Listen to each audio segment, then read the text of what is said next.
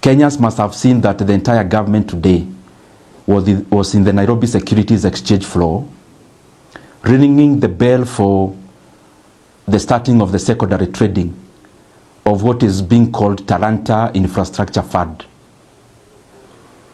It is a 44.8 billion Kenya shillings board. Board, in other terms, is borrowing. When government borrows, it can do treasury bills, it can do bonds, which are either short-term or long-term.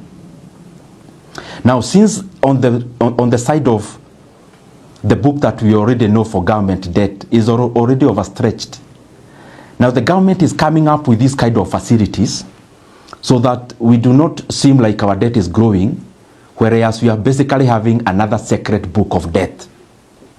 One secret book was fuel levy. The second secret book, of course, is now this one for Talanta, at the behest of, or under the auspices of the sports fund.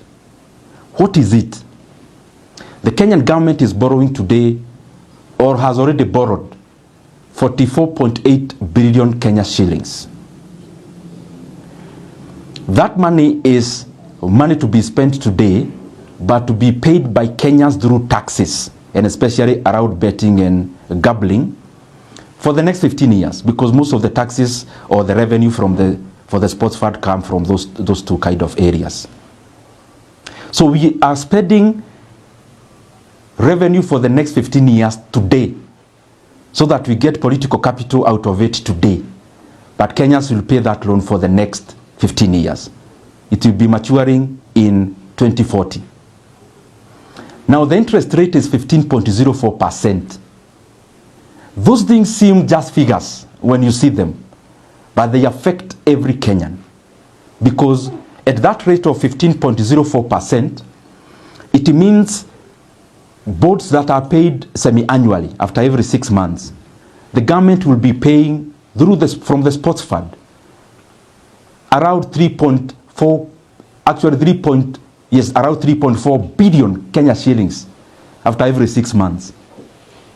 So at the maturity of the board in the next 15 years, Kenya will have paid interest rate of 100 billion for a loan of 44.8 billion Kenya shillings. And I'm here wondering, if that cannot make us agree as Kenyans, then what would? Because we are basically mortgaging every stream of government revenue, like Kenya is going anywhere. Kenya will still need a sports fund for the next 15 years. What is the urgency of rushing to overburden the country with a 44 billion loan, which upon maturity will be paying more than double on interest rate alone?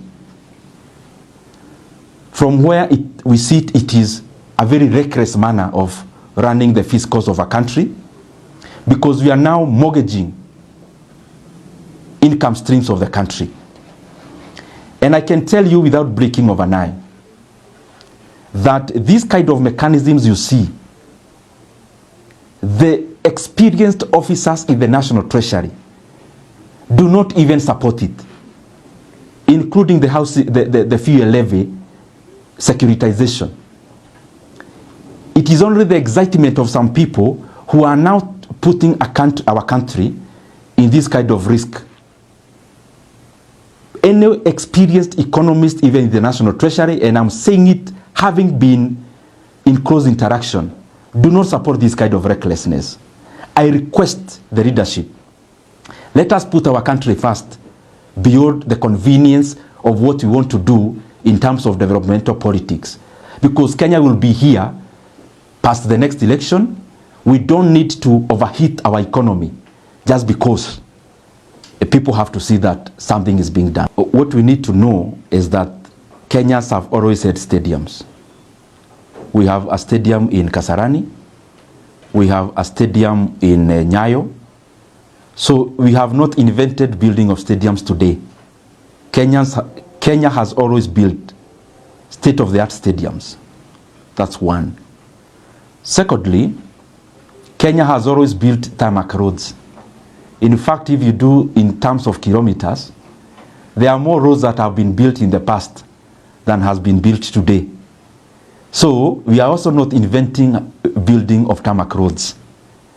It then shows you that as we read at those services in terms of Kenya to the Kenyan population in the past, we never endangered Kenyans with this kind of financial engineering that is reckless.